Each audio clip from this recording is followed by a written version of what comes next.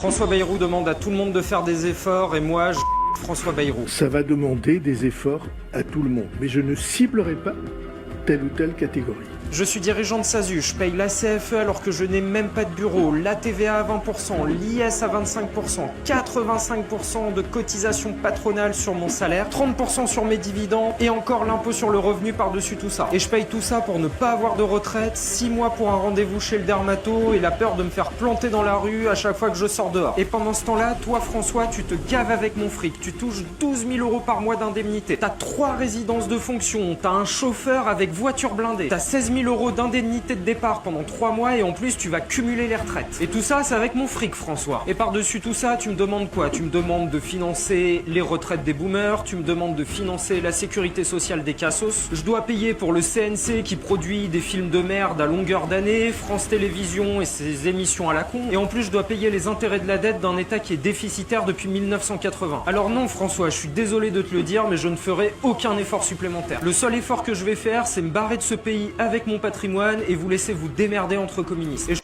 Voilà, ouais, écoutez, vous avez une petite idée de ce qu'il faut faire. Alors, qu'est-ce qu'il faut faire? Il faut investir sur le stock market et vous barrer et partir d'ici. Alors l'objectif c'est quoi? C'est d'investir tous les mois pendant 10 à 20 ans. C'est boring, c'est long, je sais. Vous avez des vidéos sur l'indépendance financière sur ma playlist. Inscrivez-vous à la chaîne, vous avez tout le détail. Aujourd'hui, le jour tant attendu du DCA. Alors j'ai renforcé les positions de mon portefeuille. Bon, c'est bien remonté depuis la dernière fois. Le dollar s'est apprécié un petit peu. On avait tapé un 18, un 19, hein, il me semble. Là, on est stabilisé à un 16. Mais bon, on va pas s'enflammer parce que l'objectif de Trump, c'est un euro USD à 1,30. Un euro USD à 1,30 dans l'objectif de favoriser l'export des entreprises américaines, de réindustrialiser le pays. Donc son objectif, c'est 1,30. Vous savez que les mouvements de devises sont longs, donc on n'est pas sûr que ça ne revienne pas à 1,30, d'accord? Donc effectivement, il y aura un impact sur mon portefeuille puisque je suis majoritairement en USD, donc forcément, il y aura un impact. Alors sinon, au niveau des nouvelles, bah, rien de spécial, hein. Vous savez que le Beautiful Act a été validé, donc effectivement, là, c'est bearish sur le dollar, puisque vous allez ajouter plus 5 000 milliards de dettes aux US, donc 5 000 milliards de dettes, on va creuser la dette publique US, donc pour moi, ça peut favoriser un retour de l'euro USD à 1,30. Et surtout, bon, l'avantage pour moi, c'est qu'ils n'ont pas fait... ils n'ont pas fait la surtaxe sur les dividendes de plus 15%, donc 30% au total, avec récupération d'un crédit d'impôt à 15%. Donc ça, c'est pas passé. Ça a été retoqué avant passage au Sénat. Donc excellente nouvelle. Je peux reprendre le DCA sur mes stocks US. Alors, qu'est-ce qu'on a acheté de beau aujourd'hui? On a acheté du FBTC, donc Bitcoin. Bitcoin, on a renforcé, donc le FBTC. Mon ETF Bitcoin Custodial Storage par Fidelity, donc Custodial Storage par Fidelity. On a acheté 20% d'allocation, hein, sur FBTC, donc 20% d'allocation de DCA. Donc j'ai renforcé à hauteur de 2000 ce mois-ci. Donc on a fait 20% d'allocation. Donc on en a acheté 4. On a acheté 4 FBTC à 103,90 et on est sur un stockage physique de FBTC Fidelity. Vous avez l'équivalent UCITS Irlande en VBTC, VBTC. Par contre, ouais, vous avez 1% de fees, mais c'est un produit qui pourrait être pas mal en complément de l'achat de Bitcoin sur Cold Wallet. Déjà, vous commencez à l'acheter sur Cold Wallet. Le Cold Wallet, vous le mettez en banque pour pas vous faire torturer. Et puis ensuite, une fois que vous avez rempli le Cold Wallet, eh ben, vous faites comme moi, vous achetez un ETF Bitcoin. Ou alors, vous pouvez continuer la stratégie 100% Cold Wallet aussi, il n'y a pas de problème. Pour moi, je voulais mixer les deux, c'est beaucoup plus pratique. D'accord, donc on a acheté du FBTC, on a acheté du BME. Alors BME, c'est quoi? BME, c'est mon CEF Healthcare défensif sur les stocks de santé. Donc CEF, c'est quoi? C'est un fonds fermé, d'accord, avec un nombre de parts limité. Donc là, on est sur le secteur défensif de la santé. Donc il y a décroché, donc il y a un décrochage par rapport à la NAV aux assets à moins 7,46, moins 7,50. On a une décote sur NAV. Donc là, c'est intéressant, décote sur actif net. Et puis, on a 8,83, d'accord, 8,83% de rendement avec des dividendes mensuels. Alors, qu'est-ce que c'est BME? Bah, vous avez des stocks sur la santé, vous avez du AbbVie, du United Health, du Abbott, Danaher aussi, vous connaissez, Gilead Science, etc.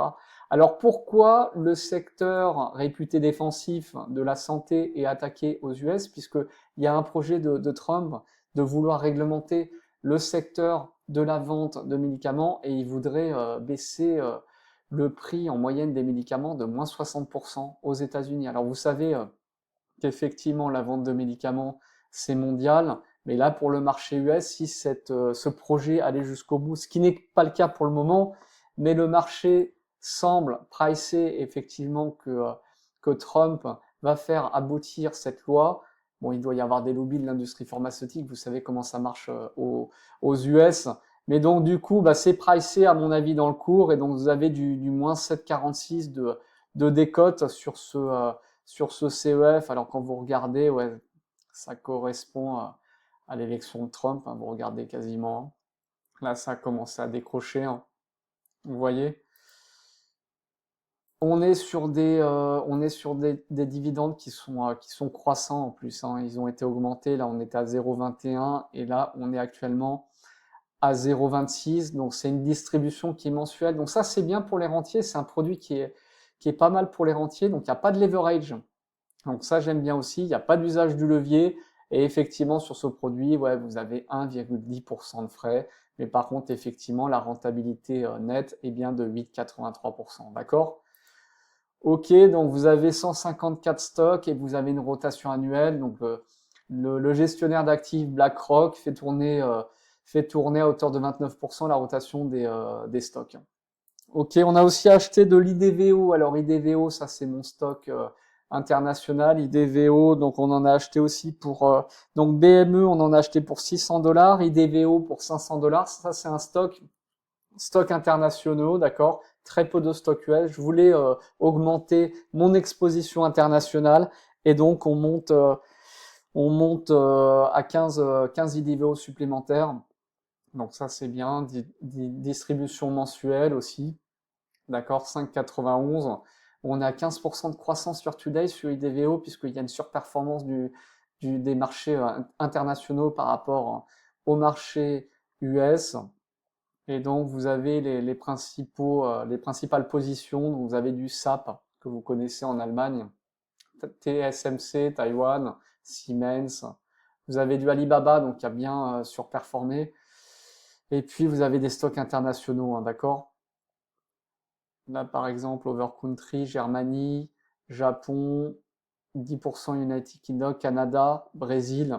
États-Unis, vous avez vu, vous avez 6%, je voulais limiter un peu l'exposition aux US, même si ça distribue en USD, on a quand même une exposition internationale. Vous avez vu 6% sur la Chine, 4% à Taïwan, 3,62 en Espagne. Donc on a acheté du IDVO, on a acheté aussi du JP Morgan, JEPG, UCITS Irlande, pareil, on est à 6%, à 5,50, 6% de rendement, paiement de dividendes mensuels. On est à 0,35% de fees sur ce produit. Et qu'est-ce qu'on a aussi? Alors les 10 premières positions, ouais, vous êtes majoritairement aux US, hein. Vous êtes majoritairement aux US à 65%, mais vous avez quand même un peu d'international. Donc du coup, j'ai acheté un peu de JEPG, IDVO, JEPG pour augmenter la part de stocks internationaux. Vous avez vu PepsiCo, McDonald's, Berkshire, vous connaissez, J&J, Microsoft, Southern Co, d'accord, ok. Voilà. Et puis, bah, écoutez, c'est bon, on a fait nos 2000 d'achats. Alors, qu'est-ce que ça donne au niveau du portefeuille? Ça donne qu'au mois de juillet, nous avons, puisque l'objectif, c'est de récolter des dividendes et de faire les intérêts composés, en fait. À chaque fois que vous recevez des dividendes, vous réinvestissez. Je vis avec 1000 euros par mois et le reste est réinvesti, d'accord? Donc là, au mois de juillet, j'ai touché 2208, donc 2208 de dividendes. On est sur 2344, j'ai réajusté le taux euro-USD, donc on est à 28 134, d'accord? Effectivement, ce que je vous disais, c'est que si jamais le dollar continue à baisser, eh ben, c'est possible que je revende ma résidence principale en Espagne en euros et puis que j'aille profiter d'un dollar faible pour acheter du dollar et pour partir en Amérique du Sud. Comme je vous disais, ma compagne a des revenus en dollars. Je vis avec des dividendes qui sont majoritairement en dollars à 72%. Donc en fait, on ne peut pas écarter l'hypothèse de partir en Amérique du Sud si jamais le dollar se casse la gueule, en fait, je vais vous le dire, hein. Et dans ce cas-là, effectivement, il n'y aura plus d'effet de change et on sera dans des zones dollars à proprement parler, d'accord? Valeur de part, valeur du portefeuille, on va regarder ça dans reporting. Alors, à l'heure d'aujourd'hui, ouais, on est à 549, allez, on va dire 550, d'accord?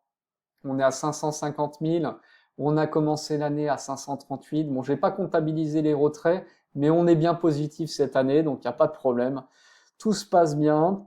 Donc on continue le DCA, donc DCA chaque mois sans jamais timer les marchés en fait, hein. C'est l'objectif, vous investissez comme des robots, là c'est bon, la menace de la surtaxe sur les dividendes est passée. Donc le 20 de chaque mois, on investit comme un robot, donc on est ouais, sur 1000, 1500, 1500 dollars de renfort mensuel, d'accord?